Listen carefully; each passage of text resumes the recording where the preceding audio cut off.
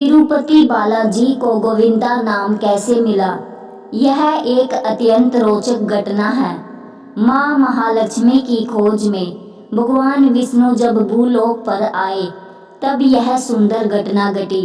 भूलोक में प्रवेश करते ही उन्हें भूख एवं प्यास मानवीय गुण प्राप्त हुए। भगवान श्रीनिवास ऋषि अगस्त्य के आश्रम में गए और बोले, मुनिवर, मैं एक विशिष्ट मुहिम से भूलोक पर पृथ्वी पर आया हूँ और कलयुग का अंत होने तक यहीं रहूंगा। मुझे गाय का दूध अत्यंत पसंद है और मुझे अन्न के रूप में उसकी आवश्यकता है।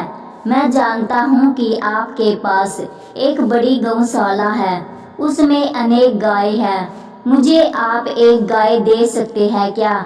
ऋषि अगस्त्य हंसे और कहने लगे, स्वामी, मुझे पता है कि आप श्रीनिवास के मानव स्वरूप में श्री विष्णु हैं। मुझे अत्यंत आनंद है कि इस विश्व के निर्माता और शासक स्वयं मेरे आश्रम में आए हैं। मुझे यह भी पता है कि आपने मेरी भक्ति की परीक्षा लेने के लिए यह मार्ग अपनाया है। फिर भी स्वामी, मेरी एक शर्त है कि मेरी गौशाला की पवित्र गाय केवल ऐसे व्यक्ति को मिलनी चाहिए जो उसकी पत्नी संग यहाँ आए। मुझे आपको उपहार स्वरूप गाय देना अच्छा लगेगा, परंतु जब तुम मेरे आश्रम में देवी लक्ष्मी संग आओगे और गौदान देने के लिए पूछोगे, तभी मैं ऐसा कर पाऊंगा।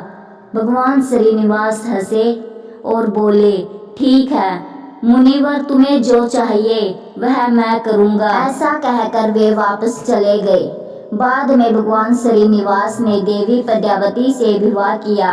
विवाह के कुछ दिन पश्चात भगवान श्रीनिवास उनकी दिव्या पत्नी पद्मावती के साथ ऋषि अगस्त्य महामुनि के आश्रम में आए, पर उस वक्त ऋषि आश्रम में नहीं थे। भगवान श्रीनिवासन से उनके शिष्यों ने पूछा, आप कौन हैं और हम आपके लिए क्या कर सकते हैं? प्रभु ने उत्तर दिया, मेरा नाम श्रीनिवासन है और यह मेरी पत्नी पद्मावती है।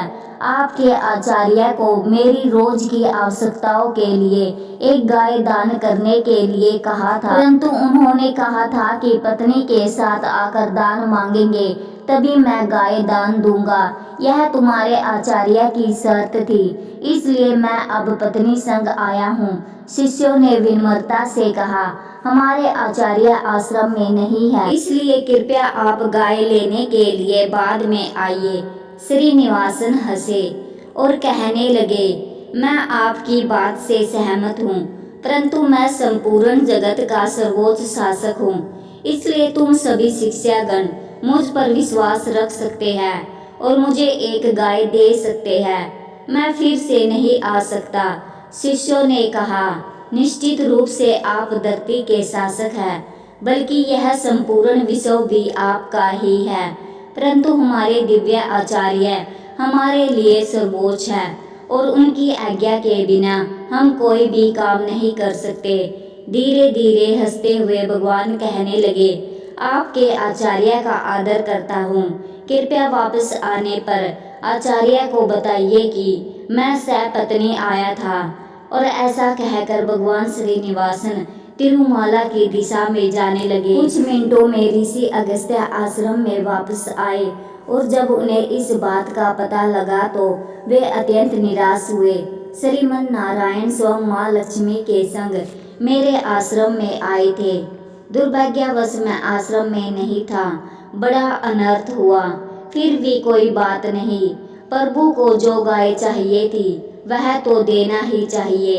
ऋषि तुरंत गौशाला में दाखिल हुए और एक पवित्र गाय लेकर भगवान श्रीनिवास और देवी पद्मावती की दिशा में भागते हुए निकले। थोड़ी दूरी पर श्रीनिवास एवं पत्नी पद्मावती उन्हें नजर आए। उनके पीछे भागते हुए ऋषि तेलुगु भाषा में पुकारने लगे, स्वामी गौ इंदा।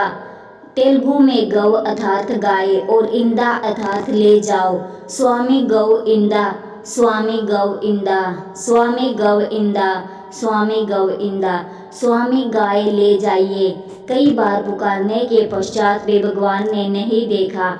इधर मुनि ने अपनी गति बढ़ाई और स्वामी ने पुकारे हुए शब्दों को सुनना शुरू किया। भगवान की लीला, उन शब्दों का रूपांतर क्या हो गया।